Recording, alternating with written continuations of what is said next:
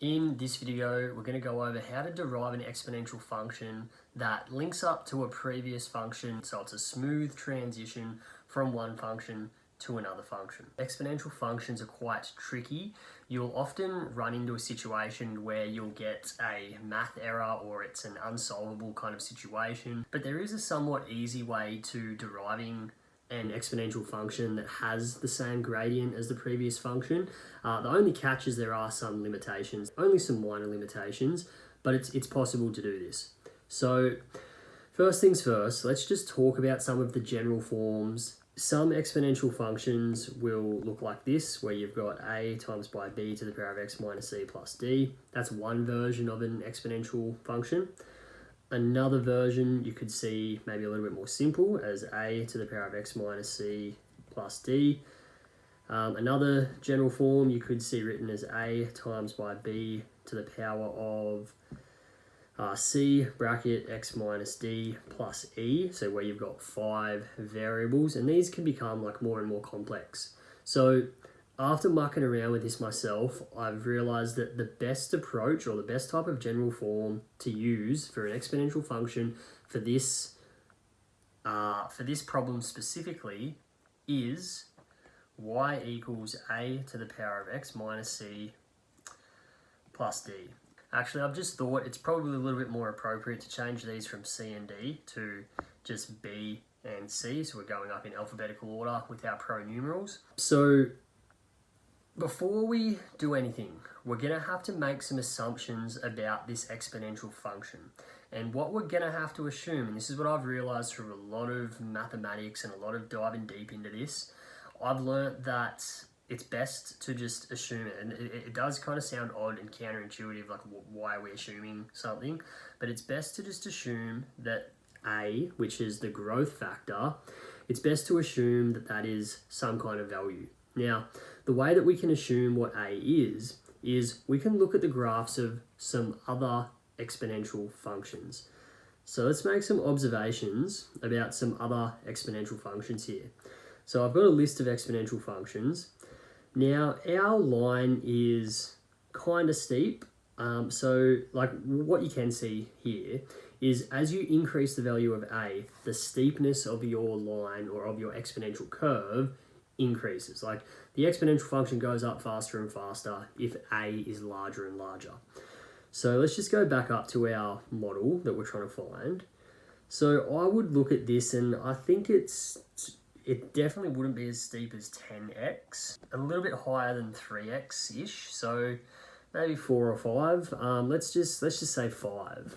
This is kind of the approach that you have to go with when deriving exponential functions if you want to actually be able to solve them, to my knowledge. Like if there is another way, leave it in the comments. I don't think there is. I've tried to play around with this a lot. So we're going to just assume now that a is equal to 5. So this is our current equation. Now, in order to make sure, so we still need to find b and c. In order to make sure that these two functions match up, remember, we need to make sure that the slopes or the gradients at the point where they join matches. So basically, at that point, the x value is 12. So what we're going to have to do is we're going to have to differentiate this parabola, and then we're going to have to sub in x equals 12, and that will give us the slope of the tangent. That's the first important piece of information here. So let's go and do that now.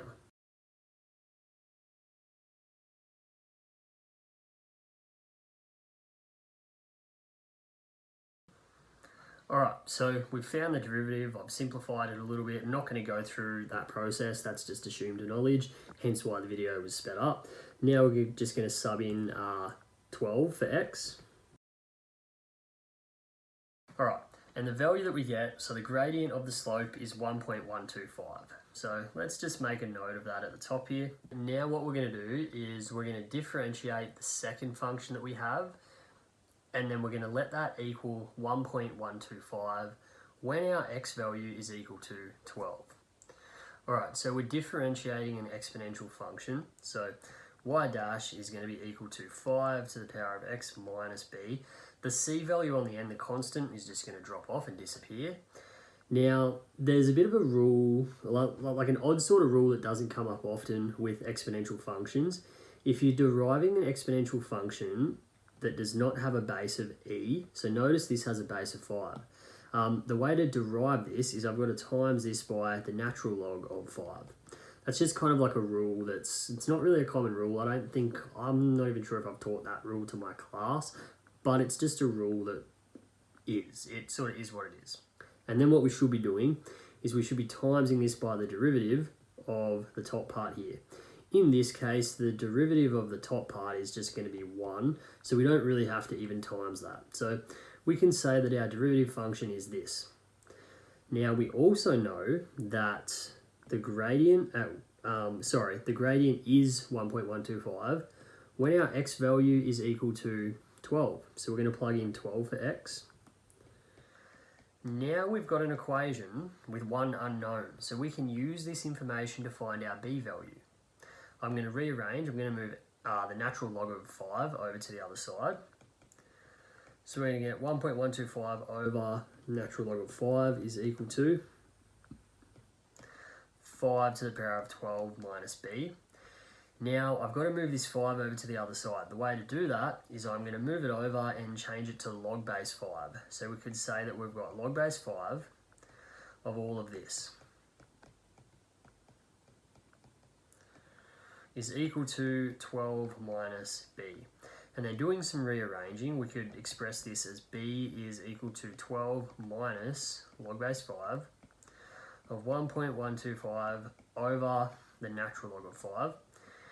If I put all of this into my calculator, so all of that, I get 12.22250,126. And because I want my graph to be as precise as possible, I've just listed all of the decimals that I can see on my calculator. Ideally, it'd be a good idea to just leave this as an exact value, but just for this video, I'm going to write my b value like this. So now we can rewrite our general form as y is going to be equal to 5 to the power of x minus 12.22250,126 plus c. Now we've just got to find c. The way to find c is we're going to substitute the point 12.2, which sits on line 2. We're going to substitute that for x and y, and then we're going to rearrange and we're going to solve for c. 12 and 2. We're going to get 2 is equal to 5 to the power of 12 minus 12.22250,126. Notice I'm keeping all of those decimals plus c. Rearranging is going to be nice and simple. We're just going to get 2 minus 5 to the power of all of that. I'm just going to write 5 to the power of answer for short. And when I put all of that in my calculator, I get a value of, I get 1.300998201, and that's all of the decimals that I can see in my calculator. We've just figured out the general form of this exponential function. That's our general form. So we've derived the function. Now let's go and check how this looks on Desmos. Okay, so this is how it looks on Desmos. I've put both functions in, and as you can see, it looks like we're doing pretty good. It looks like we've got a matching gradient. The only issue though is, notice that one of the points the exponential cuts through is 12 and 2, which is fine, but it also cuts through this blue point here, and that blue point is 13 and 4. Those are the coordinates. So if we go back to our Desmos sketch, notice that it doesn't actually cut through perfectly. That's going to be a limitation of this model. Now, the reason why it doesn't match up perfectly is because our exponential function that we've chosen is actually too steep.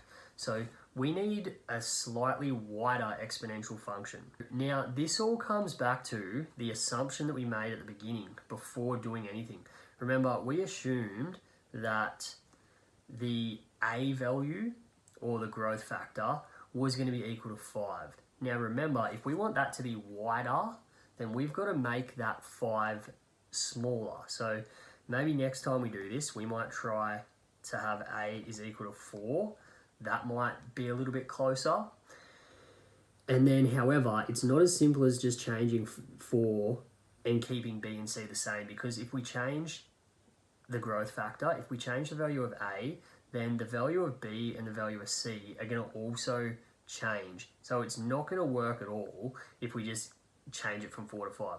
So what we're going to have to do, and this is a bit of like a trial and error process, you're going to, like, if you really want to get a precise answer, if it is really important to get that precise value, like if you really want your equation to cut through 13 and 4, so you want it to cut through this point, the only really way to do it is trial and error. However, like trial and error, doing this kind of trial and error method isn't necessarily too bad. Like if you were to just keep your answer like the function that we've got, it's not, like, it's pretty close to matching. If we go back to Desmos, we're not out by a lot. So I'm going to leave this video here, guys. Hopefully it was helpful. If you work out a way to actually do this, or if there's something I've missed and if you've actually figured out a way to derive an exponential function easily where it does cut through 2 points, please let me know, or leave a comment or send me a message, anything like that. I'm actually interested to know.